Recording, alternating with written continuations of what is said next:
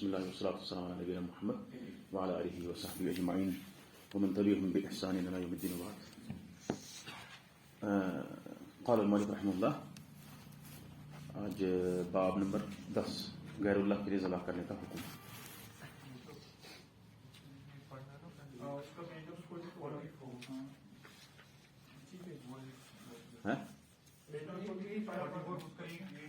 ایک حدیث پڑھ لی تھی نا.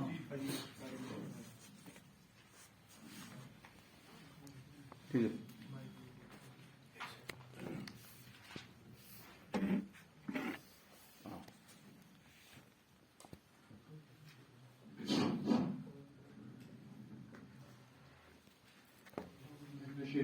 بسم اللہ الرحمن الرحیم.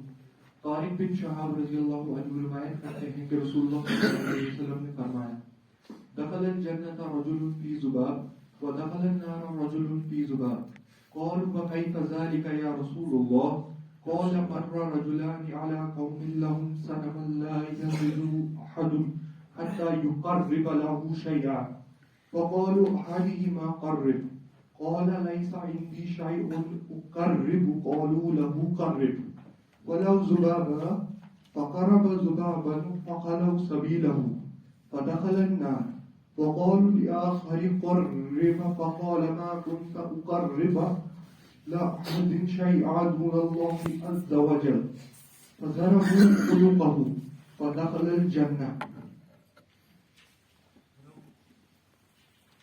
ایک شخص مکھی کی وجہ سے ہی جنت چلا گیا اور ایک شخص مکھی ہی کی وجہ سے جہنم جا پہنچا. صحابہ کرام رضی اللہ عنہم سے عرض کی یا رسول اللہ صلی اللہ علیہ وسلم وہ کیسے؟ آپ صلی اللہ علیہ وسلم نے فرمایا دو آدمیوں کا گزر ایک قوم پر ہوا جس کا ایک بت تھا. کسی کو وہاں سے چڑھاوا چڑھائے بغیر گزرنے کی اجازت نہ تھی. اس قوم کے لوگوں نے ان میں سے ایک کو کہا چڑھاوا چڑھا. اس نے کہا چڑھاوے کے لیے میرے پاس کوئی چیز نہیں. انہوں نے کہا تمہیں یہ کام ضرور کرنا ہوگا خواہ ایک مکھی ہی چڑھا. اس شخص نے ایک مکھی کا چڑھاوا چڑھا دیا چنانچہ انہوں نے اس کا راستہ چھوڑ دیا اور وہ اس مکھی کے سبب جہنم جا پہنچا. ان لوگوں نے دوسرے سے کہا تم بھی کوئی چڑھاوا چڑھاؤ. تو اس نے کہا میں تو اللہ تعالیٰ کے سوا کسی کے واسطے کوئی چڑھاوا نہیں چڑھا سکتا. انہوں نے اسے قتل کر دیا اور وہ سیدھا جنت میں جا پہنچا.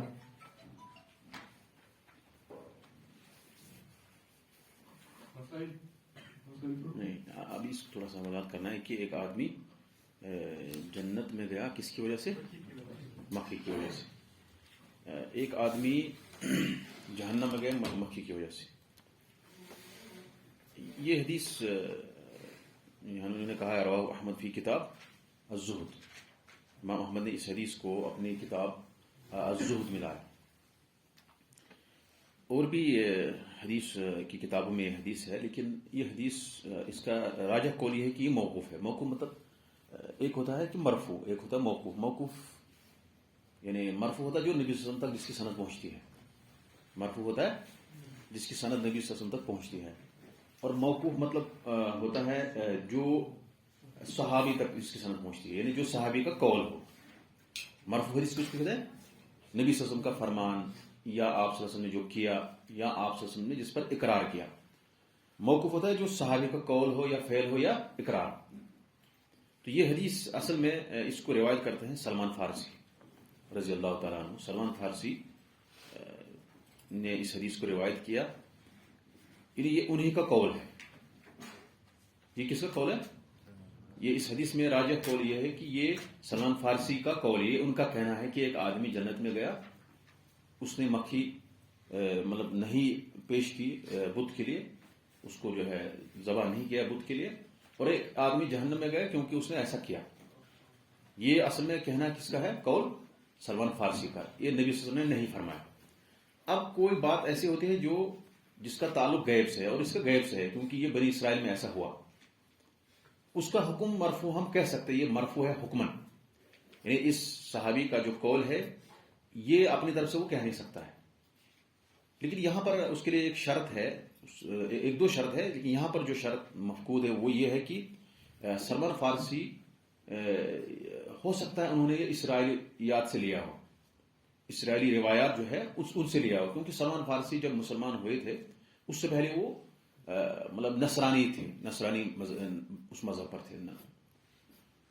حالانکہ شروع میں آتش پرست تھے وہ، یعنی اس مجوسی کے دین پر تھے. بعد میں اس کا دوسرا جو مرحلہ تھا سلمان فارسی کا، ڈھونڈتے ڈھونڈتے اسلام کی تلاش میں، وہ نصرانی تھے.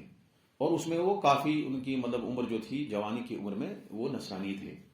بعد میں جو ہے وہ اسلام لائے. وہ ہے کہ یہاں پر اشکال ہو سکتا ہے کہ ان کے ساتھ ان کا اٹھنا بیٹھنا کافی رہا، اس لیے انہوں نے اس روایت کو وہاں سے لیا. کہاں سے؟ اسرائیلیات سے، بنو اسرائیل کی روایات ہے ان سے لیا، کیونکہ یہ واقعہ انہی پہلے زمانے کا ہے. اس حساب سے حدیث کیا ہے؟ موقوف ہے. اس کو مرفوع حکمن ہم نہیں کہیں گے، یہ کسی کا قول ہے. اب اس حدیث کے اندر دو چیزیں ہیں. ایک چیز یہ ہے کہ ہم جب کوئی آیت پڑھتے ہیں، آیت میں آیا ہے، قرآن میں آیا ہے الا من اکرہ وقلبہ مطمئن بالایمان. ایک آدمی کو اگر کوئی زبردستی، اس حدیث سے یہ پتہ چلتا ہے، اس حدیث سے جو اس کے اندر ہے. ویسے مؤلف نے کیا کہتے ہیں، شیخ الاسلام محمد بن عبد الوہاب نے اس سے استدلال کیا ہے کہ آپ کو کوئی عذر نہیں مانا جائے گا. یہاں پر مطلب ہے کہ آپ کو اگر کلمہ کفر پڑھنے پر کوئی مجبور کرے گا اور اس نے پڑھا کلمہ کفر، تو وہ جہنم میں جائے گا. اگر کوئی زبردستی کسی کو کلمہ کفر پڑھایا جائے، اس حدیث کا وہی مفہوم ہے. اس حدیث کا مفہوم کیا ہے؟ اگر خدا نہ خاصہ کسی مسلمان کو کوئی غیر مسلم زبردستی اس کو پکڑ لیتا ہے، اس کو کہتا ہے کہ بھئی آپ کو میں مار دوں گا، نہیں تو آپ مثال کے طور پر رام نام پڑھ لو، لا سمح اللہ نہ کرے کسی مسلمان کو کہہ دیا کہ آپ رام نام پڑھو. اب اس کو اس وقت کیا کرنا ہے؟ اس حدیث کے اعتبار سے اگر اس نے رام پڑھ دیا، میں مثال کر رہا ہوں، یہ رام کی بات نہیں، کوئی دوسری چیز بھی کہہ سکتا ہے، میں آپ کو سمجھا نہیں کہتا ہوں کیونکہ ہم ویسے کنٹری میں تھے، یہاں ایسا ہو سکتا ہے. تو اگر آپ اس کو کوئی کہتا ہے کہ بھائی رام پڑھو، یہ پڑھنا تو کفر ہے، اس میں کوئی شک نہیں ہے کہ یہ پڑھنا کفر ہے. اس مقام پہ اس حدیث کے اعتبار سے اس کو نہیں پڑھنا ہے، چاہے وہ مر بھی جائے، چاہے وہ مار بھی دیا جائے. یہ حدیث کا مفہوم یہ کہتا ہے. لیکن ہمارے پاس یہی محمد بن عبد الوہاب بھی کہتے ہیں، یعنی انہوں نے اس حدیث کو بطور استدلال یہاں پر پیش کیا ہے. لیکن ہم جب دوسرے آیات کو دیکھتے ہیں، دوسرے دلائل کو دیکھتے ہیں، اس سے ہمیں پتہ چلتا ہے کہ مجبوری کے وقت کلمہ کفر کہنے میں حرج نہیں ہے. دلیل کیا ہمارے پاس ہے؟ الا من اکرہ وقلبہ مطمئن بالایمان. الا من اکرہ وقلبہ مطمئن بالایمان. ایک شخص اگر کلمہ کفر کہتا ہے وہ جہنم میں جائے گا، مگر وہ شخص مستثنا ہے جو زبردستی جس کو کی گئی، اکرہ، جس کو ناپسند ہونے کے باوجود بھی اس کو کہلوایا گیا، زبردستی کس سے کہلوایا گیا کلمہ کفر، اس پر جو ہے کوئی اس کے لیے جائز ہے، وہ کافر نہیں مانا جائے گا، وہ کلمہ کفر اس کا نہیں ہوگا، کیونکہ وہ مجبوری ہے اس کی. یعنی کلمہ مطلب شارٹ کٹ میں کہوں گا آپ کو، اب اگر کسی کو کہا گیا رام پڑھو، اس نے پڑھ دیا، تو آیت کے اعتبار سے وہ اس کو پڑھنا جائز ہے، مگر شرط کیا ہے؟ وقلبہ مطمئن بالایمان، اس کا دل میں ایمان ہونا چاہیے. اگر اس کو خدشہ ہے کہ اگر میں پڑھ لوں ہو سکتا ہے میں مائل ہو جاؤں، پھر نہیں پڑھنا ہے. لیکن کہنے کا مطلب یہ ہے کہ آپ پڑھ سکتے ہیں. کوئی بھی آدمی اگر اس کو مجبور کیا جائے کلمہ کفر پڑھنے پر اور اس کا دل مطمئن ہے، تو اپنی جان بچانے کے لیے وہ کلمہ کفر پڑھ سکتا ہے. یہ آیت سے مطلب اس کا استدلال ہم نے کیا. دوسری ہمارے پاس ایک دلیل ہے، نبی صلی اللہ علیہ وسلم نے فرمایا ان اللہ تجاوز عن امتی الخطأ والنسیان وما استکرہوا علیہ. خطا جو ہوتا ہے، جو بھول چوک ہوتی ہے، انسان کو نسیان ہوتا ہے، اس کو ہم کشمیری میں کہتے ہیں مشرف، ہے نا، وہ اللہ تبارک تعالیٰ نے معاف کر دیا اس امت کو. وما استکرہوا علیہ، اور ان چیزوں کو بھی اللہ تعالیٰ نے معاف کر جس پر ان کو زبردستی کی گئی. تو اس صورت میں حدیث بہرحال چونکہ اس میں کلام بھی ہے، اس حدیث کے اندر کچھ نے کہا یہ حدیث ضعیف ہے، لیکن یہ حدیث مشہور ہے، اس پر عمل ہے، اس پہ عمل حدیث ہے کہ اللہ تبارک تعالیٰ جو ہے چھوٹی غلطیوں کو معاف کر لیتا ہے، خطا نسیان کو معاف کر لیتا ہے. اور اللہ تبارک تعالیٰ اگر کسی کو کوئی جبر کیا گیا اس کو بھی معاف کرتا ہے. دونوں آیت اور حدیث ہمیں پتہ چلا کہ اگر کوئی مجبوری کی حالت میں کلمہ کفر پڑھتا ہے، اس کا دل مطمئن ہے تو جائز ہے. لیکن یہ حدیث کیا کہتا ہے؟ ناجائز. اس حدیث کے اعتبار سے آپ کو کلمہ کفر پڑھنا ہی نہیں ہے، کیونکہ جو ہے اگر آپ کریں گے کہ ایک آدمی نے مکھی پیش کی اور اس کی وجہ سے وہ کیا ہو گیا، جہنم میں چلا گیا، دوسرے نے نہیں کیا تو وہ جنت میں گیا. اب یہاں پر کچھ لوگوں نے، کچھ علماء نے، جو کہ بہت بڑا یہ مسئلہ ہے، یہ عظیم مسئلہ ہے، اس مسئلے میں، اس بارے میں مجھے بہت بڑا مسئلہ لگ رہا ہے، پتہ نہیں آپ کو لگے گا نہیں. یہ اصل میں کچھ علماء نے کوشش کی جواب دینے کی، کچھ علماء نے جمع مطلب ہے یعنی ان کو ہم کوشش کریں گے کہ اس کو بھی سمجھیں گے، اس حدیث کو بھی لیں گے، آیت کو بھی لیں گے. انہوں نے کہا کہ اصل میں جو پرانے لوگ تھے یعنی ہم سے پہلی جو امتیں تھیں ان کو زبردستی جو ہے کرنے پر مجبور کی حالت میں ان کو کلمہ کفر پڑھنا جائز نہیں تھا. اس امت کو جائز ہے. کس امت کو؟ یعنی اس امت کو جائز ہے، کیونکہ ہمارے پاس قرآن کی دلیل الا من اکرہ وقلبہ مطمئن بالایمان. انہوں نے کہا کہ جو سابقہ امت تھی ان کو یہ انہی کے لیے ہے، ان کو جو ہے کلمہ کفر پڑھنا کسی بھی صورت میں جائز نہیں تھا. ایک دلیل تو ان کے پاس یہ ہے، یہ حدیث ہے. ایک دلیل تو ان کے پاس یہ ہے. دوسری دلیل ان کے پاس ہے سورہ کہف میں انہم ان یظہروا علیکم یرجموکم. یہ سورہ کہف پڑھیں گے نوجوانوں کے لیے، اس کے بہت سارے مطلب فوائد ہیں اس کے اندر، سب کے لیے ہے لیکن خاص کر اس میں نوجوانوں کی ایک جماعت بھاگ گئی تھی توحید کے لیے، انہوں نے مطلب حفاظت کے لیے وہ کسی غار میں چھپ گئے تھے. اس میں کہا گیا انہم ان یظہروا علیکم یرجموکم. اللہ تعالیٰ نے فرمایا اگر یہ لوگ تم پر غالب آ جائیں گے آپ کو کیا کریں گے؟ آپ کو سنسار کریں گے، مار دیں گے. او یعیدکم فی ملتہم، یا آپ کو اپنے دین کی طرف وہ لوٹائیں گے آپ کو. ولن تفلحوا اذا ابدا، پھر آپ کبھی کامیاب نہیں ہو جاؤ گے. تو وہ اس سے استدلال کرتے کہ جو ان نوجوانوں سے کہا گیا، اللہ تعالیٰ نے کہا مطلب ان سے یہ خطاب کیا گیا کہ بغیر آپ جو ہے واپس جاتے اپنے بادشاہ کے پاس جو زبردستی کلمہ کفر کہتا تھا، غیر اللہ کا مطلب وہ پوجا کرواتا تھا، اگر آپ واپس جاتے تو آپ کو وہ کیا کرتا؟ آپ کو یا تو سنسار کر لیتے ہو یا آپ کو زبردستی دین میں داخل کرتا. گویا کہ اگر زبردستی کرتا تو آپ کبھی کامیاب نہیں ہوں گے. اس کا مطلب کہ اگر وہ جبرن آپ کو دین سے لوٹا دیتے کلمہ کفر کہنے پر یا اس پر، تو آپ کو معاف نہیں کیا جاتا. اس کا مطلب یہ ہوا کہ اس امت کو معاف نہیں تھا. یعنی مفہوم ہے اس آیت کا مفہوم ہے کہ ان کو معاف نہیں تھا، ان کو جبرن بھی کلمہ پڑھنا ہی تھا. لیکن بہرحال یہ آیات کا مفہوم ہے، اس میں واضح نہیں ہے.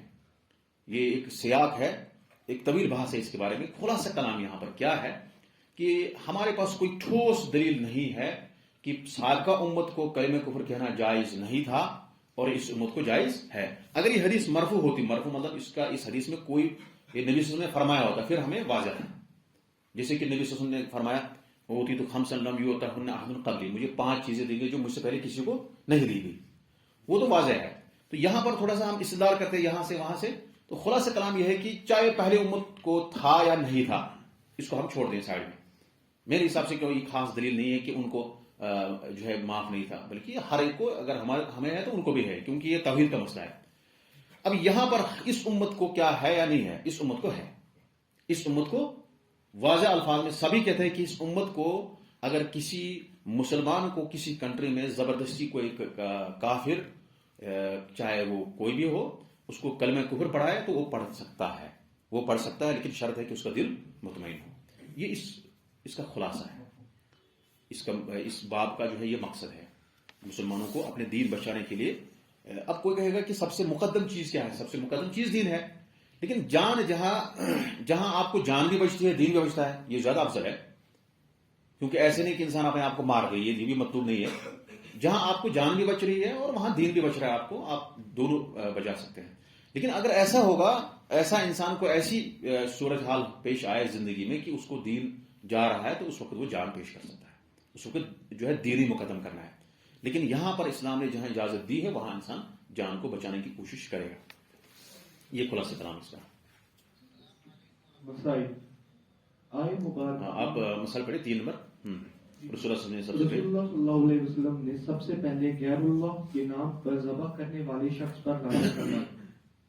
اپنے والدین پر لعنت کرنے والا خود ہی لعنتی ہے.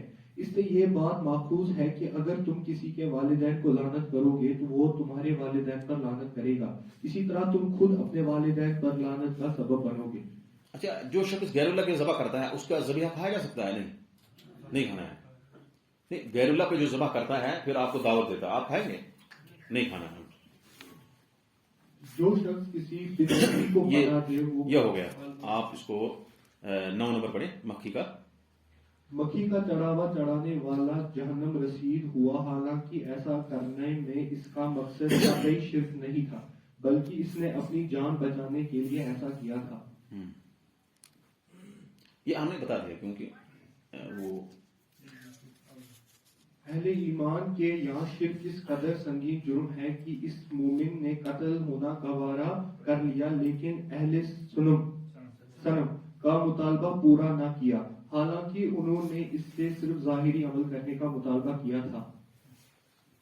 اب یہاں اس حدیث میں آپ کو لگ رہا ہے کہ اس کو جبرن ایسا چڑھانے کے لیے کہا ہے؟ آپ نے حدیث سے کیا استدلال کیا، کیا سمجھا آپ نے حدیث کا جو مفہوم ہے؟ کیا اس میں ایسا لگ رہا ہے کہ ایک کو جبر کیا دوسرے کو نہیں کیا، یا دونوں کو جبر کیا، یا جبر نہیں تھا؟ کیا لگ رہا ہے آپ کو؟ کیسے پتا چلا؟ کیونکہ اس کو صحابی کو قتل کر دیا. کیونکہ بہت سارے علماء نے شرح کرتے کرتے کہا اس کو جبر نہیں کیا تھا، اس کو کہا تھا آپ پیش کرو، آپ کو اختیار ہے، لیکن اس نے کر دیا، اس وجہ سے جو ہے اس کو جہنم میں چلا گیا. لیکن ایسا نہیں، یہاں پہ جبر تھا. جبر کیوں ہے، یعنی اس کو زبردستی کیوں کی گئی، ہمیں کیسے پتا چلا؟ کیونکہ اس کے ساتھی کو قتل کر دیا. اگر وہ بھی کرتا وہ بھی قتل کیا جاتا. یعنی خلاصہ کلام ہے کہ اس باب میں، یہ جو باب ہے حدیث الذباب، یعنی جو جہنم میں چلا گیا، اس میں دونوں کو جبر کیا گیا تھا، دونوں کو زبردستی کہوایا گیا تھا. ان دونوں میں سے کہا گیا تھا ٹھیک، ان دونوں میں سے شرک کا ارتکاب کرنے کے جہنم میں جانے والا شخص مسلمان تھا. اگر وہ کافر ہوتا تو آپ صلی اللہ علیہ وسلم یوں نہ فرماتے کہ وہ ایک مکھی کے سبب جہنم میں گیا. اب یہ حدیث کا ایک اور مسئلہ ہے کہ وہ کیا تھا، دونوں کیا تھے، مسلمان تھے، دونوں مسلمان تھے. بہت سارے اس میں بڑا تفصیل ہے. کچھ لوگوں نے کہا راستہ چینج کر سکتے تھے، میں مطلب اس کو شرح پڑھ رہا تھا بہت پہلے، انہوں نے کہا راستہ چینج کر سکتے تھے، وہ دوسری جگہ سے جا سکتے تھے. بہرحال یہ سارے اس کو کہیں گے ہم تخمینات ہے، یہ ایک اندازہ ہے اور کچھ نہیں ہے. کیونکہ ہمیں جیسے جموں جانا ہو تو ہمیں ظاہر ہے کہ ہمیں اس ٹول پوسٹ سے جانا ہے ضروری، اگر آپ گاڑی میں جا رہے ہیں، پیدل تو نہیں جائیں گے نا. تو اسی طرح سے ہمیں پتہ نہیں ہے کہ ان کا راستہ دوسرا بھی ہو سکتا تھا. یہ سارے تخمینات ہیں. اس حدیث میں ایک دونوں مسلمان تھے، یہ اس واقعے سے پتہ ہے کہ دونوں مسلمان تھے، اس لیے ایک جہنم میں چلا گیا. نہیں تو اگر دونوں غیر مسلم ہوتے پھر بات نہیں ہوتی. اس حدیث میں ایک دوسری صحیح حدیث کا تائید ہے کہ جنت اور جہنم تمہارے ایک کے اس کے جوتے کے تسمے سے بھی زیادہ قریب ہے. الجنت اقرب الی احدکم من شراک نعلیہ والنار مثل ذلک. صحیح بخاری. یعنی کیا مطلب جنت قریب، جہنم قریب؟ یعنی آپ ایسا کرو گے تو یہاں جاؤ گے جہنم میں، ایسا کرو گے تو جنت میں چلے جاؤ، یعنی جنت کا حقدار ہو جاؤ گے یا جہنم کے مستحق ہو جاؤ گے. کرنے کا مطلب یعنی کہ آپ جتنا آپ کا جو ہے عقیدہ بہت اہم ہے، آپ جو ہے شرک اگر کہیں کر لو گے تو جہنم کے قریب پہنچ جاؤ گے، اگر آپ اچھا کام کرو گے جنت کے قریب ہی ہو. یہ کہنے کا مطلب ہے. ہر ایک کے نزدیک قلبی عمل سب سے زیادہ اہم اور مقصود دل، یعنی قلبی عمل کیا ہوتا ہے، یعنی دلی عمل، دل سے عمل کرنا. کیونکہ ایمان کا ایک رکن کیا ہے، تصدیق القلب ہے. تو اعمال جو قلبیہ ہے یہ بہت اہم ہے. ظاہری اعمال سے زیادہ اہم کیا ہے، دل کے اعمال. دل کے اعمال کی مثال کیا ہے؟ نہیں، مثال ہاں، مطلب کیا دل کی مثال بتاؤں، دل کا عمل کیا ہوتا ہے؟ ہاں شاباش، محبت اور امید، خوف، یہ سارے دل کے اعمال ہیں. ہاں، یہ کس کے لیے، یہ کس سے کیا جا سکتا ہے؟ اللہ سے. اب اگر کوئی شخص خوف کھاتا ہے کسی شیر سے، یہ کیا ہے؟ یہ تو غیر اللہ سے ڈرتا ہے نا. اس کو آپ کیا کہیں گے؟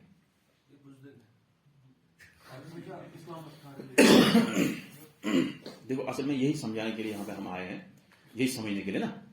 یہ خوف طبعی ہے. کیا ہے؟ آپ سانپ سے ڈرتے ہو، بچھو سے ڈرتے ہو، آپ کتے سے ڈرتے ہو یا شیر سے ڈرتے ہو، یہ کیا ہے؟ طبعی خوف ہے. یہ غیر اللہ سے خوف نہیں ہے. یہ کیا ہے؟ طبعی ہے. یہ طبعی مطلب کیا ہوتا ہے کہ دنیا کے اندر ایک جو انسان ہوتا ہے، طبیعت جو ہوتی ہے کائنات کی، کہ ہر ایک انسان کے اندر خوف ہوتا ہے. ہر ایک انسان کے اندر کیا ہوتا ہے؟ خوف ہوتا ہے. وہ خوف جو ہے آپ کسی سے بھی کھا سکتے ہو، لیکن عبادت کے معاملے میں آپ کو کیا کرنا ہے؟ صرف اللہ سے. آپ ڈرتے ہو کس سے؟ اللہ سے. لیکن اس کا مطلب نہیں کہ آپ سانپ سے نہیں ڈرو گے. سانپ سے تو ڈرے گا انسان، یہ فطرت ہے. یہ ڈرنا آپ کو توحید کے مخالف نہیں ہے. یہ طبعی خوف ہے، یہ عقلی خوف ہے. یہ جو آپ غیر اللہ سے ڈرتے ہو کہ بھائی یہ مجھے مارے گا، یہ اسی سے میں مر جاؤں گا، یہ جادو کرے گا تبھی مروں گا میں، یہ مجھے ایسا کرے گا، یہ شرک ہے. لیکن آپ چھری سے ڈرتے ہو یا آپ سانپ سے ڈرتے ہو، یہ طبعی خوف ہے اور یہ شرک کے منافع نہیں ہے. یہ بزدل ہم نہیں کہیں گے اس کو. یہ بزدلی بالکل نہیں ہے. کیا ہے یہ بزدلی؟ جیسے آپ نے کہا نا بزدلی، یہ بزدلی نہیں ہے. کیونکہ سانپ سے انسان ڈرتا ہی ہے. اور سانپ سے ڈرتا انسان کسی چیز، یہ موذی جانور ہے، حتیٰ کہ نبی صلی اللہ علیہ وسلم اگر نماز گاہ پڑھے توڑ دو. آپ حرم میں ہیں، کسی جانور کو مارنا نہیں ہے، اگر حرم میں بھی سانپ ملے گا آپ کو مار دو. اگر ڈر رہے ہو آپ میری طرح بھاگ جاؤ گے دوسری بات ہے، لیکن آپ کو نماز توڑ دینی ہے. نماز میں آپ کو نہیں رہنا، آپ نماز کہیں گے کوئی بات نہیں، اس وقت آپ کو نماز کر دینی، کیونکہ یہ موذی جانور ہے. حرم مطلب جاتے ہیں نا، حرم کس کہتے ہیں، یعنی مسجد حرام میں یا مسجد نبی جو حدود حرم ہے ان میں کسی جانور کو مارنا نہیں، لیکن سانپ کو، بچھو کو، یہ جو کاٹنے والے موذی جانور ان کو آپ مار سکتے ہیں. مارنا ہے، یہ ہر جگہ مارنا ہے، کیونکہ یہ خوف اور دہشت پیدا کرتے ہیں. یہ عقیدے کے منافع نہیں ہے. ٹھیک ہے، یہ اصل میں یہاں مسئلہ یہ آیا تھا کہ اعمال بشمول بت پرست کیا ہر ایک کے نزدیک طلبی عمل سب سے زیادہ اہم اور مقصود اعظم ہوتا ہے، یعنی کہ دل کا جو عمل ہوتا ہے وہ سب سے بڑا مانا جاتا ہے. حتیٰ کہ بت پرست بھی اسی کو سمجھتا ہے. بت جو اصل میں آگے ہم پڑھیں گے انشاءاللہ، اصل میں جو بت بناتا ہے، بت وہ بتا آپ وہ کیا کہتے ہیں، وہ کہتے ہیں کہ ہم بت کو نہیں پوچھتے ہیں، اس کو نہیں مانگتے، بلکہ یہ تصور ہے ہمارا. اگر آپ ان کی گہرائی میں جائیں گے، ان کی کتاب پڑھیں گے آپ، میں ایک مدد پڑھنا چاہتا تھا کتاب لیکن مجھے ٹائم نہیں ملا. جو بت پرست ہے، جو بت بناتے ہیں پھر جو ہے اس کی شکل بناتے ہیں، وہ کہتے ہیں کہ ہم اس پتھر کو نہیں مانگتے، ہم مانگتے کس کو، مانگتے تو اوپر والے کو ہے، لیکن اس کو ہم بس تصور میں لانے کے لیے رکھتے ہیں. یہ بات آپ کو سمجھ آئی؟ یہ سمجھ میں آئے تو چھوڑ دو، کوئی بات نہیں، سمجھنے کی ضرورت نہیں ہے. یعنی جو بت پرست ہے وہ سامنے ایک رکھتے ہیں، کیا رکھتے ہیں، بت رکھتے ہیں. وہ بت کو، وہ کہتے ہیں ہم بت کو نہیں مانگتے. ان میں سے بہت اکثر لوگ کہتے ہیں ہم بت کو نہیں مانگتے، ہم مانگتے کس کو ہے، ان کا اپنے حساب سے بھگوان کوئی بھی مطلب جو ہے. لیکن یہ ہمارا کیا ہے، یہ اس کی شکل، یہ تصور ہمارے میں آنا چاہیے کہ جو مطلب گاڈ کا تصور سمجھتے ہو. ہمارے پاس گاڈ کی کوئی جسم شکل ہے نہیں، تصور نہیں ہے. ہم جو ہے اللہ تعالیٰ عرش پر ہے، جیسے ہم آگے پڑھیں گے انشاءاللہ. وہ بھی اپنے حساب سے کہتے ہیں کہ ہم دل میں جو ہے تعظیم کس کی ہے، اوپر والے کی ہے، لیکن یہ ہمیں کیا ہے، تصور ہے. حالانکہ سب سارا وہی بت پرستی ہے. یعنی کہنے کا مقصد میرا یہ ہے کہ یہ کہہ رہا ہے کہ ہر ایک کے ہاں، ہر ایک، چاہے وہ مشرک ہو چاہے وہ موحد، اس کے نزدیک دل کا عمل سب سے اہم ہے. عقیدہ جو ہے وہ بہت اہم ہے اس کے پاس، دل سے جو اعمال کرتا ہے وہ سب سے اہم ہے. اس پر مجھے یاد ہے کہ دل کے اعمال میں کیا کیا چیز ہوتی ہے. باب نمبر 11، جہاں غیر اللہ کے نام پر جانور ذبح کیے جائیں وہاں اللہ تعالیٰ کے نام پر بھی ذبح کرنا جائز نہیں. اب دیکھو پہلا باب کیا کہا، غیر اللہ کے ذبح نہیں کرنا ہے. یہ پہلا باب جو گزر گیا نا ابھی، باب نمبر 10، اس میں کیا ہے، غیر اللہ کے آپ ذبح نہیں کرو. ان صلاتی و نسکی و محیائی و مماتی للہ رب العالمین. یہ دعا یاد کرنا، کیونکہ آپ یہ اچھی دعائیں ہیں. تو یہ میرا جو ہے سارے قربانی سارے کس کے لیے ہیں، وجہ شاہد ان نسکی، نسک مطلب قربانیاں، یہ کس کے لیے، یہ اللہ کے لیے قربانی. تو یہاں انہوں نے دوسرا ایک عنوان بنایا، جہاں غیر اللہ کے نام پر جانور ذبح کیے جائیں وہاں اللہ تعالیٰ کے نام پر بھی ذبح کرنا جائز نہیں. اب کوئی غیر اللہ کے لیے ذبح کر رہا ہے، اس نے خاص جگہ بنا دی، موحد کو وہاں پہ ذبح کرنا جائز نہیں ہے، چاہے وہ اللہ کے لیے ہی ذبح کیوں نہ کرتا ہو، وہ تو اللہ کے لیے کرے گا نا. یعنی وہاں اس جگہ پہ آپ ذبح نہیں کریں گے، کیونکہ یہ ایسی جگہ ہے جہاں مشرکین نے یا بت پرستوں نے یا دوسرے لوگوں نے اس کو خاص کیا ہے. اس سے کیا ہوگا، اس سے 3 چیزیں ہوں گی. نمبر 1، جو عام انسان ہوگا جس کو پتہ نہیں ہے توحید، وہ بھی سمجھے گا کہ شاید یہاں کرنا جائز ہے، یہاں بہتر ہے. 1 نمبر 2، اس سے مشرکین کو تقویت ملے گی. کس کو، جو مشرکین وہاں پر ہے. نمبر 3، وہاں پہ اختلاط ہو جائے گا، مشرکین بھی وہاں ذبح کرتے ہیں، وہ بھی یہاں ذبح کرتے ہیں. اگر کوئی کھانا چاہے تو کیا ہوگا، کچھ فرق نہیں ہوگا، کیونکہ ایک مسلمان جب ذبح کرتا ہے وہ کس لیے کرتا ہے، اللہ کے لیے ذبح کرتا ہے. لیکن گوشت کس کو کھانا ہے، وہ تو ہمیں کھانا ہے نا. تو اس لیے وہاں اختلاط ہو جائے گا. اگر وہاں آپ ذبح کریں گے کیا کریں گے، وہاں پہ گوشت تقسیم تو کرنا ہی ہے. تو اس حساب سے جو ہے غیر اللہ کے لیے جہاں پہ ذبح کیا جاتا ہے وہاں ذبح کرنا منع ہے. یہ اس لیے اس باب کو انہوں نے ذکر کیا، اور یہ سب سے بہترین ترتیب ہے. ایک تو اللہ کے لیے آپ ذبح کریں، غیر اللہ کے لیے ذبح نہیں کرو، اور آپ وہاں بھی ذبح نہیں کرو جہاں غیر اللہ کے لیے ذبح کیا جاتا ہے. اگر آپ اتنا یاد رکھیں گے بہت اچھا ہے. یعنی آپ اتنا یاد رکھیں کہ غیر اللہ کے لیے ذبح کرنا شرک ہے، اور جہاں پر غیر اللہ کے لیے ذبح کیا جاتا ہے وہ بھی منع کیا گیا ہے، اس سے بھی منع کیا گیا ہے. چاہے غیر اللہ کے لیے جہاں پہ ذبح کیا جاتا ہے، چاہے آپ وہاں اللہ کے لیے ذبح کر رہے ہو، وہ بھی ناجائز ہے. ارشاد الہی ہے. ارشاد الہی ہے. آپ پڑھ رہے ہیں؟ ارشاد الہی ہے لا تقم فیہ ابدا لمسجد. ارشاد الہی ہے لا تقم فیہ ابدا لمسجد على التقوى اسس على التقوى من اول يوم احق ان تقوم فيه رجال يحبون ان يتطهرون والله يحب ان يتطهروا. ان يتطهروا والله يحب المتطهرين. اچھا، آپ سب نے قرآن پڑھا ہے؟ نہیں پڑھا ہے نا؟ تو سب سے پہلے قرآن پڑھنا ہوتا ہے. یعنی میں یہ کہوں گا کہ توحید پڑھنا، توحید کے بعد آپ قرآن پڑھیں گے انشاءاللہ. ٹھیک ہے، یہ توحید کتاب، توحید کے بعد آپ قرآن پڑھیں گے. سب سے اہم وہی ہے. خیرکم من تعلم القرآن. اب حدیث سب کو یاد ہے لیکن پھر عمل اس پہ نہیں کرتے ہیں. میں ایک دن کہا تھا کہ یہ حدیث روایت کیا ہے اس کو عثمان رضی اللہ تعالیٰ نے. کس نے؟ عثمان رضی اللہ تعالیٰ. عثمان سے ایک ابو عمر السلمی ہے، سلمی ایک راوی ہے، وہ عثمان سے جو ہے روایت کرتے ہیں. انہوں نے تقریباً 10 سال سے زیادہ قرآن پڑھا ہے، بڑے عالم تھے. اس حدیث پر عمل کرنے کے لیے. کس حدیث پر؟ خیرکم من تعلم القرآن. اس حدیث کو انہوں نے روایت کیا ہے. وہ ایک راوی ہے. کس کے؟ السلمی یروی عن امن عن عثمان وهو یروی عن النبی صلی اللہ علیہ وسلم من تعلم خیرکم من تعلم القرآن وعلمه. تو مجھ بہتر سے اس قرآن ہیچت بھی ہچنائے. پھر اس سلمی نے کیا کیا؟ انہوں نے 10 سال سے زیادہ کوفہ میں، بصرہ میں، عراق کے سائڈ میں 10 سال سے زیادہ کیا کیا؟ قرآن پڑھایا. کیوں؟ اس حدیث پر عمل کرنے کے لیے. نہیں تو بڑے عالم تھے وہ. آج کل جو ہے قرآن پڑھنے کے لیے ہم نے چھوٹے چھوٹے لوگوں کو رکھا ہے. بڑے عالم جو قرآن پڑھاتے نہیں، کہتے کیا پڑھائیں گے. لیکن قرآن پڑھنا سب سے عظیم عمل ہے. پڑھنا اور پڑھانا سب سے عظیم عمل ہے. ہم دوسری چیزیں پڑھتے ہیں، ہم بحث و مباحثہ کریں گے یہاں سے آسمان تک، قرآن پڑھنے نہیں آتا. یہ صحیح نہیں ہے. قرآن پڑھنا اچھا آنا چاہیے. انسان کو ناظرہ ہی پڑھو، کم از کم جز ام انسان کو یاد ہونا چاہیے. اگر جز ام یاد نہیں، کم از کم 5-10 صورتیں آپ کو یاد ہونی چاہیے اچھی طرح سے. اور پورا قرآن آپ کو کیا ہونا چاہیے؟ ناظرہ آپ کو پڑھنا آنا چاہیے. کیونکہ آپ تلاوت کریں گے. ختم قرآن کیسے ہوگا؟ ختم قرآن کھانا کھانے کے لیے نہیں، بعد میں ہمیں لوگوں کو برالا پڑتے ہیں ختم کرنے کے لیے. ان کو کیا مجبوری ہے بھائی آپ قرآن پڑھیں گے؟ وہ خلوص سے پڑھیں گے قرآن. بھائی میرا والد، میری ماں مر گئی یا کوئی قریبی مر گیا، میں نے 10 آدمیوں کو لایا قرآن پڑھنے کے لیے، کرائے پہ لایا. ان کو کون سی مجبوری ہے کہ وہ اخلاص کے ساتھ پڑھیں گے؟ پڑھیں گے اخلاص کے ساتھ. آپ اخلاص کے ساتھ قرآن پڑھیں گے، پھر دعا کریں گے اپنے والدین کے لیے، سب سے بڑی نعمت ہے. لیکن جب آپ کو قرآن پڑھنے نہیں آئے گا تو کیا ہوگا؟ وہ ہماری ایک پرابلم ہے. میں یہ کہوں گا ہمارے اہل حدیث میں یہ پرابلم ہے. بہت سارے کشمیر میں ویسی ہی پرابلم ہے. لوگوں کو بہت سارا پتا ہوتا ہے لیکن قرآن پتا نہیں ہوتا. یہ ساری پرابلم ہے.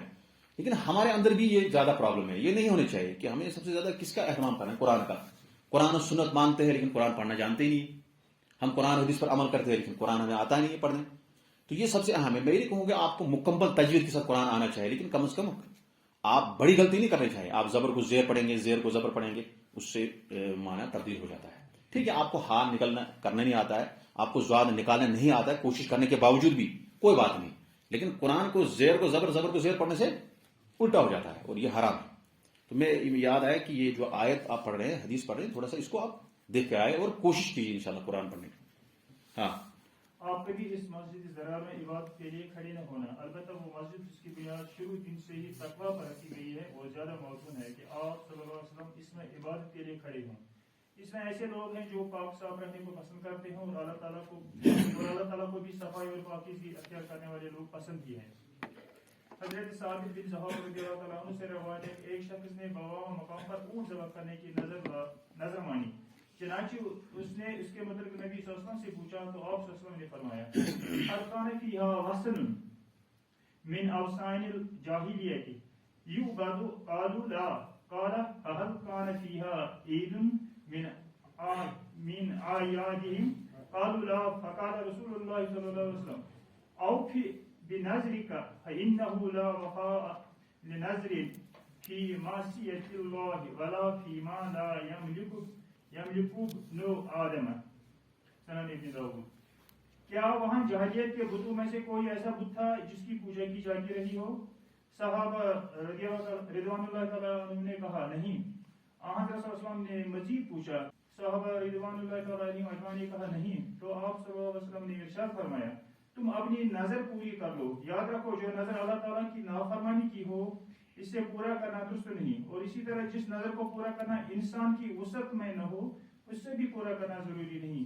سند ابن داؤد، اور اس کی سند بخاری اور مسلم کی شرط کے مطابق ہے۔ کوئی خلاصہ بتا سکتا ہے اس درس کا، اس باب کا؟ شاباش۔ یہاں پر لم مسجد الاسس علی التقوی لا تقم فیہا ابدا، یہاں پہ اس مسجد میں کھڑے نہیں ہو جاؤ جو مسجد زرار ہے۔ مسجد زرار کہاں پہ تھی؟ مدینہ میں منافقوں نے بنائی تھی۔ کس لیے بنائی تھی انہوں نے مسلمانوں کو کمزور کرنے کے لیے، مسلمانوں کی اجتماعیت کو کمزور کرنے کے لیے مسجد زرار کی تعمیر کی تھی۔ ایک مقصد تو ان کو یہ تھا، اور دوسری بات ہے کہ ایک ان کو شام سے، سیریا سے ایک کافر تھا، اس کا نام تھا ابو عامر، وہ فاسق تھا، وہ وہاں ایک مطلب پلیٹ فارم بنانا چاہتا تھا نبی وسلم کے خلاف۔ یہ ساری چیزیں جو ہے ان کو اصل میں مقصد تھا کہ قبا جب مسجد بنی تو انہوں نے کہا مسلمانوں کی اجتماعیت کمزور کرنے کے لیے اور ان کی جو مطلب تعداد ہے وہ کم کرنے کے لیے انہوں نے مسجد زرار تعمیر کی۔ اس سے نبی وسلم کو منع کیا گیا کہ آپ ان کے پاس نہیں جاؤ، کیونکہ یہ منافقین ہیں، ان کا مقصد ہے مسلمانوں میں آپس میں پھوٹ ڈالنا۔ وہ ہے کہ مسجد جو ہے ہر جگہ قدم قدم پہ تعمیر نہیں کرنا ہے، کیونکہ اجتماعیت مقصود ہے۔ لیکن اب کوئی شخص وہاں پہ صحیح عقیدے کے ساتھ نہیں ہے تو پھر وہاں مجبوری ہو جاتی، کسی کا عقیدہ درست نہیں ہے، وہ وہی وحدت الوجود کا عقیدہ لے کر آپ کو نماز پڑھا رہا ہے، تو آپ مجبور ہو جائیں گے نا مسجد الگ کرنے میں۔ لیکن اصل میں علماء نے اس پر لکھا ہے، کتابیں بھی لکھی ہے کہ ہر جگہ پہ 10 یہاں سے مطلب 10 قدم 20 قدم یا 5 منٹ ہمیں بیچ میں لگتے دوسری مسجد ہے، پھر 5 منٹ کے بعد تیسری مسجد ہے، ایسا مطلوب نہیں ہے اسلام کے اندر۔ مسجد اصل میں کس لیے ہوتی ہے؟ اجتماعیت کے لیے ہوتی ہے، وہاں جمعہ ہوتا ہے، جماعت ہوتی ہے۔ تو یہ منافقین نے ایک کوشش کی کہ مسجد قباء میں اگر 2 صف 3 صف ہے تو وہاں کم ہو جائے، ایک تو وہاں مطلب تعداد کم ہو جائے، دوسرا مقصد ان کو تھا کہ مسلمانوں کے خلاف یہ ایک پلیٹ فارم بنانا اس مسجد کو، تو مسلمانوں کو یہاں جانے سے منع کیا گیا۔ اس کا یہ مطلب ہے کہ آپ اس جگہ پہ نہیں جائے جہاں وہاں تو شرکی ہوتا تھا، کہاں؟ مسجد زرار میں۔ اسی لیے اس حدیث آیت کو یہاں اس باب میں لایا کہ آپ کو ایسی جگہ پہ نہیں جانا ہے جہاں آپ کو اتہام تہمت کا خطرہ ہو، جہاں آپ کو لگ رہا ہے کہ یہاں ایسا ہو رہا ہے، ان سب چیزوں سے آپ کو پرہیز کرنا ہے۔ اس لیے اس آیت کو یہاں پہ لانے کا مقصد ہے۔ پھر یہاں انہوں نے کہا کہ بوانا ایک جگہ ہے، اس نے نظر مانی تھی اس جگہ پہ کس کو؟ اونٹ ذبح کرنے کی، اونٹ کو ذبح کرنے کا اس نے مطلب نظر مانی تھی۔ نظر جانتے کس پہ ہے؟ نظر ہوتا ہے کہ نظر عربی لفظ ہے، نظر ہم جانتے ہیں نظر و نیاز جیسے کہتے ہیں، وہی مطلب سمجھو۔ نظر عربی میں کہتے ہیں الالزام والعہد، یعنی اپنے آپ پر لازم کرنا کسی چیز کو، اپنے اوپر کسی چیز کو لازم کرنا، اس کو نظر کہتے ہیں۔ یہ تو لغوی معنی، اصطلاحی معنی ہے کہ کوئی مکلف شخص اپنے اوپر ایسی چیز کو لازم کرتا جو اس پر واجب نہیں ہے۔ مطلب آپ مثال کے طور پر آپ نے کہا کہ اگر میرا یہ مکان پورا تعمیر ہو جائے اتنے دنوں میں، پھر میں ایک بکرا ذبح کروں گا، یہ کیا ہے؟ یہ نظر ہے۔ بھائی آپ کو کوئی واجب نہیں تھا کہ بکرا ذبح کرنا، مکان کی تعمیر پورے ہونے کے بعد آپ پر واجب نہیں تھا، لیکن اب آپ نے نظر مانی، آپ نے اوپر کیا کیا؟ خود اپنے اوپر آپ نے واجب کر دیا۔ یہ نظر کا مطلب ہے۔ اور وہی نظر و نیاز جو ہم کرتے ہیں اس کا اسی آس پاس گھومتا ہے۔ تو یہاں پر کہتا ہے کہ جو شخص، ایک شخص نے ایک مقام بوانا کے مقام پر اونٹ ذبح کرنے کی نظر مانی تھی۔ پھر نبی صلی اللہ علیہ وسلم نے ان سے پوچھا کیا اس میں حل کان فیہا وقت من اوثان الجاہلیہ یعبد، آپ کوئی وثن کس کو کہتے ہیں؟ کیا اس میں کوئی وثن تھا، کوئی بت تھا یا کوئی معبود تھا جاہلیت میں جس کو پوجا جاتا تھا؟ کیوں ایسا پوچھا؟ کیونکہ اگر وہاں جاہلیت میں کسی معبود باطل کو پوجا جاتا تھا، کوئی بت تھا یا وثن تھا، تو پھر آپ وہاں جب ذبح نہیں کر سکتے۔ اس نے کہا نہیں۔ قال هل كان فيها عيد بن عائد، کیا وہاں پہ کوئی میلہ لگتا تھا؟ عید ہوتا اصل میں عید جو بار بار آتی ہے، کیا ان کے میلوں میں سے کوئی میلہ وہاں پہ لگتا تھا؟ یہ مطلب ہے۔ تو انہوں نے کیا کہا؟ نہیں، ایسا بھی نہیں تھا۔ اس کے بعد نبی صلی اللہ علیہ وسلم میں اوفی بنظری کا، آپ نظر کو پورا کرو، اب آپ نظر پورا کر سکتے ہو۔ وہ جہاں میلہ لگتا ہو شرک کا، بدعت کا، وہاں آپ ذبح نہیں کر سکتے۔ جہاں معبود دان باطل یعنی کسی بت کو پوجا جاتا تھا وہاں پہ آپ ذبح نہیں کرنا ہے۔ ویسے ذبح کرنے کے یہ تو مطلب جگہ کی بات ہے، کیا ہے؟ جگہ کی بات ہے. جگہ بھی آپ کو وہی ہونی چاہیے صاف جہاں نہ بتوں کی پوجا کی جاتی ہو نہ ہی وہاں پر میلہ لگتا ہو. تو یہ دو جگہوں سے وہ چیزوں سے خالی ہونی چاہیے, تبھی آپ وہاں ذبح کر سکتے ہیں. یہاں اصل میں جو جگہ تھی یہاں کچھ نہیں تھا. بوانا جو جگہ تھی وہاں کوئی بت تھا نہیں تھا, کوئی وثن تھا نہیں تھا. وثن اور بت میں کیا فرق ہے میں بتاؤں گا. وثن اور صنم میں کیا فرق ہے. وطن ہوتا ہے, وثن اس میں ہے نا, اس میں لکھا حل کان فیہا وثن, واو تھا نون ہے. صنم تو پتہ ہے کیسے لکھتے ہیں آپ صنم. صنم ہوتا ہے جو آدمی نے بنایا ہے. صنم کیا ہوتا ہے, جیسے مکہ میں کتنے 360 بت تھے, وہ کس نے بنائے تھے, انسانوں نے بنائے تھے. یعنی کسی خاص شکل پر, کسی خاص صورت پر کسی چیز کو بنانا, اس کو کہتے ہیں صنم, عبادت پوجا کے لیے. اور وثن عام چیز ہے. وثن میں بت بھی آتا ہے. ایسے آپ کسی کوئی چیز خاص جگہ کرتے ہو پوجا کے لیے, اس کو بھی وثن کہتے ہیں. یعنی وثن کیا ہے, عام ہے. کوئی بھی چیز آپ جہاں پوجا کرتے ہو غیر اللہ کی, اس کو وثن کہتے ہیں. لیکن صنم کیا ہے, ایک شکل, ایک صورت کے میں آپ کوئی آدمی جو ہے بناتا ہے, اس کو پوجا کرنے کے لیے آپ نے سامنے رکھتا ہے, اس کو کہتے ہیں صنم. تو چاہے صنم ہو, یہاں وثن کا کیوں لفظ استعمال کیا, یعنی وثن جو ہے عام کوئی بھی چیز جہاں غیر اللہ کی عبادت کی جاتی ہے. صنم خود ہی اس میں داخل ہوتا ہے.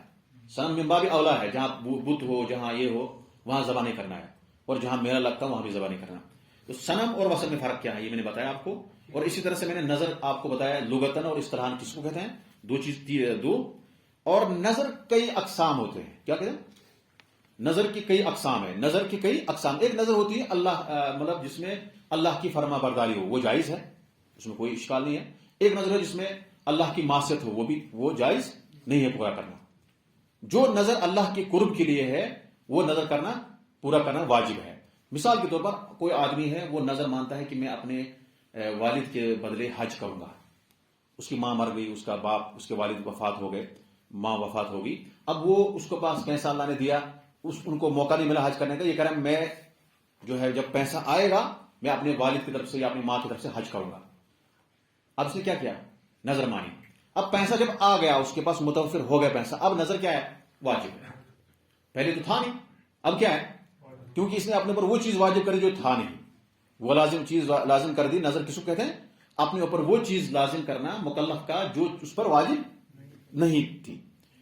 یہ نظر جو ہے یہ جائز نظر, یہ نظر اطاعت کی نظر ہے, فرما برداری کی نظر, اس کو پورا کرنا واجب ہے. ایک ہوتا ہے نظر معصیہ. کوئی کہتا ہے کہ اگر میں جو ہے مجھے تجارت میں نفع ہوگا میں شراب پیوں گا, مثال, یہ نظر معصیہ ہے. کیا ہے, کوئی کہتا ہے میں چلو شراب کی پارٹی بناؤں گا, یہ نظر معصیہ ہے, کیونکہ اس نے جو ہے نافرمانی کی نظر مانی تھی. یہ نظر پوری کرنی نہیں ہے, اس کو یہ نظر ہی نہیں ہے اور نہ ہی یہ کرنا ہے. اس کے بعد ہوتا ہے ایک نظر ہوتا ہے مباح, یعنی جائز نظر. میں نظر کی اقسام بتا رہا ہوں, یہ پوچھوں گا میں یا بعد میں پوچھا جائے گا آپ سے, ہاں, اس کو آپ دھیان سے دیجیے.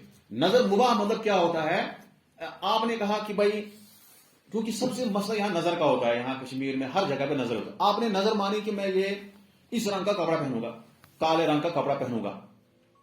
کیا مانی آپ نے, نظر مانی, میں کالے رنگ کا کپڑا پہنوں گا. اب آپ کو کیا کرنا ہے, اب جب مجھے ملے گا, اگر مجھے کالا رنگ کا کپڑا میں اس کو پہنوں گا, اب آپ کو اختیار ہے. اگر آپ نے کالے رنگ کا کپڑا پہن لیا تو ٹھیک ہے, آپ کو کپڑا مل گیا, آپ نے پہن لیا, ٹھیک ہے, آپ نے نظر مان لی. اگر نہیں پہنا آپ نے, آپ کے پاس ہے کالا کپڑا موجود ہے, آپ نے پہنا نہیں, اب آپ کو کیا ہے, اب آپ کو اختیار ہے. یا تو آپ کو جو ہے, آپ کو پہلے مطلب نظر کرنی تھی پوری کی پہننا تھا, پہنا نہیں ہے, اب آپ کو کفارہ دینا ہے. کیا دینا ہے, یہ نظر کے تھوڑے سے مسائل تھوڑا دقیق ہے. اب آپ کو کیا دینا ہے, کفارہ دینا ہے. کفارہ کیا ہوتا ہے, جو قسم کا کفارہ ہوتا ہے وہی آپ کو اس میں کرنا ہے. یعنی آپ کو 3 دن کیا کرنا ہے, روزہ رکھنا ہے, یا 6 مسکینوں کو کھانا کھلانا وغیرہ وغیرہ. ایک نظر ہوتا ہے, چوتھی قسم کی نظر, اس میں ختم کروں گا. وہ یہ ہے کہ آپ کو کسی کے ساتھ ڈسکشن ہوئی ہے کسی بات پر, آپ نے کہا کل ہڑتال تھی, گزشتہ کل کیا تھی, ہڑتال تھی, بند تھا. دوسرا آپ کا ساتھی کہہ رہا نہیں کل بند نہیں تھا. آپ نے کہا کہ بھائی اگر بند ہو کل ہڑتال, اگر آپ کا یہ کہنا صحیح نکلا تو میں کیا کروں گا, میں آپ کو 1000 روپے اللہ کے راستے میں خرچ کروں گا, مثال کے طور پر. یہ کیا نظر ہے, یہ بھی نظر غضب ہے یا لجا جس کو کہتے ہیں, بحث و مباحثہ کی نظر. اب آپ جب پتا چلا کہ کل ہڑتال تھی نہیں, جس نے کہا تھا اگر آپ کی بات سچی ہے تو میں کیا کروں گا, اب اس کو کرنا ہے, کیا کرنا ہے, اللہ کے راستے میں 1000 روپے دینا. اگر نہیں دیا تو پھر اس پہ کفارہ دینا ہے, کیونکہ نظر کا وہی نہ پورا کرنے پر وہی ہوتا ہے جو کفارے کا ہوتا ہے. تو یہاں پر کوئی شخص اللہ کے لیے نظر مانتا ہے, اس میں کوئی شخص غیر اللہ کے نظر مانتا ہے, وہ شرک میں پڑ جائے گا, اس کو پورا کرنا نہیں ہے. اور بھی اس کے مسائل نظر کے وہ فقہی مسائل ہیں, وہ میں نہیں کہوں گا, لیکن یہ سارے نظر کے متعلق کچھ مسائل مجھے. تو نظر کی کتنے اقسام ہیں؟ مشہور 4 قسمیں ہیں, اس کو آپ یاد رکھیں. یاد رہا نا آپ کو؟ نظر اطاعت, فرما برداری کی نظر, میں ماں کی طرف سے حج کروں گا تو کرنا ہے. نظر معصیہ, گناہ کی نظر, جیسے میں ایسے کروں گا اگر مجھے ہوگا تو میں شراب پیوں گا مثال. اور اس کے بعد نظر کیا ہے؟ مباح, میں یہ کپڑا پہنوں گا اگر ملے گا, اگر وہ اس کو مباح کہتے ہیں. اور چوتھی نظر ہے کہ آپ کسی سے اختلاف ہوا, جس کو نظر غضب کہتے ہیں, لجاج کہتے ہیں, یعنی کسی سے مباحث ہوا, پھر آپ نے کہا کہ میں پھر یہ کروں گا, اس کو یہ بھی پورا کرنا ہے. ایک نظر پوری نہیں کرنی جو معصیہ ہے, یعنی گناہ کی نظر. کوئی کہے گا کہ میں مطلب جو ہے اگر میرا یہ کام پورا ہو تو میں ایسا شراب پیوں گا یا ایسا کروں گا, وہ جو ہے گناہ کی نظر پوری نہیں کر رہے ہیں. یہاں پر جو نظر, جس نظر کی بات کر رہے تھے ہم, یہاں اس آدمی نے نظر مانی تھی کہ میں ایک جگہ پر اللہ کے راستے میں ذبح کروں گا اونٹ. تو یہ کیا نظر تھی؟ یہ نظر اطاعت کی نظر تھی. کس کے لیے کرنا تھا اس کو؟ اللہ کے لیے. اس کو پورا کرنا ضروری ہے. اس نے نظر مانی تھی کہ آپ نے نظر مانی کہ میں بمنا کو چوک پہ جو ہے کسی بکرے کو ذبح کروں گا, یا آپ نے نظر مانی ہے. تو آپ کو کیا کرنا ہے؟ آپ کو 2 چیزیں دیکھنی. کہیں یہاں تو میلہ تو نہیں لگ رہا تھا, یا بدھ کی یا معبودانی باطل کی پوجا تو نہیں کی جا رہی تھی. یہ 2 چیز نہیں ہے. آپ کو نظر آپ کو پوری کرنی, آپ پر واجب ہے. یہ نظر کس کے لیے ہے؟ یہ اللہ کے لیے, یہ پورا کرنا ہے. یہ نظر اطاعت ہے, فرما برداری کی نظر ہے. اگر آپ پر واجب پہلے نہیں تھے لیکن آپ نے خود ہی کر دیا, اب آپ کو پورا کرنا ہے, اور آپ کو جو ہے یہ جائز ہے کرنا. یہ نظر جو ہے اللہ کی فرما برداری کے لیے ہے. کیونکہ ذبح کرنا ویسے کیا ہے؟ ذبح کرنا اللہ کی فرما برداری, تقرب ہے. اس سے انسان کو اللہ کا تقرب حاصل ہوتا ہے. پھر چاہے آپ عیال کے لیے ذبح کریں یا کس کے لیے, لیکن اللہ کے لیے ذبح کرنا ہی ایک تقرب کی بات ہے. اب ذبح کے لیے کچھ شروط ہے, وہ یہاں میں بیان نہیں کروں گا. ذبح کے تقریباً 9 شروط ہے. جب کوئی جانور انسان ذبح کرتا ہے اس کی کتنے شروط ہے؟ 9 شروط ہے. 9 شروط میں سے ایک شرط یہ ہے کہ وہ اللہ کے لیے ذبح کیا گیا ہو. اگر غیر اللہ کے لیے ذبح کیا گیا وہ جو ہے شرک مانا جائے گا, وہ حرام ہے. جانور کیا ہوگا؟ ایک تو کرنے والے نے شرک کیا, وہ تو اس کا معاملہ ہے, لیکن جو جانور جو کاٹ دیا گیا غیر اللہ کے نام پہ ذبح کیا گیا, وہ کیا ہے؟ وہ کھانا حرام ہے. کیا ہے؟ اسی طرح سے اگر کوئی غیر اللہ کے نام سے ذبح کرتا ہے, یعنی بسم اللہ پڑھنا کیا ہے؟ شرط ہے. دوسری شرط کیا ہے؟ بسم اللہ پڑھنا. اگر کوئی بسم اللہ نہیں پڑھتا ہے, وہ پڑھتا ہے بسم نبی کے نام پر میں ذبح کرتا ہوں, فرشتے کے نام سے ذبح کرتا ہوں, یہ کیا ہے؟ یہ بھی حرام ہو گیا. شرک تو ہے ہی, لیکن جو جانور ذبح کیا ہے وہ کھا نہیں سکتے, وہ حرام ہے. تو حلال جانور کو حلال کرنے کے لیے کتنی شرط ہے؟ 9 شرط ہے. 7 شروط آپ خود ہی دیکھ لینا, لیکن 2 شرط اہم ہے میرے عقیدے کے حوالے سے. ایک غیر اللہ کے نام پر وہ ذبح نہ کیا گیا ہو, ایک اس پر غیر اللہ کا نام نہیں لیا ہو.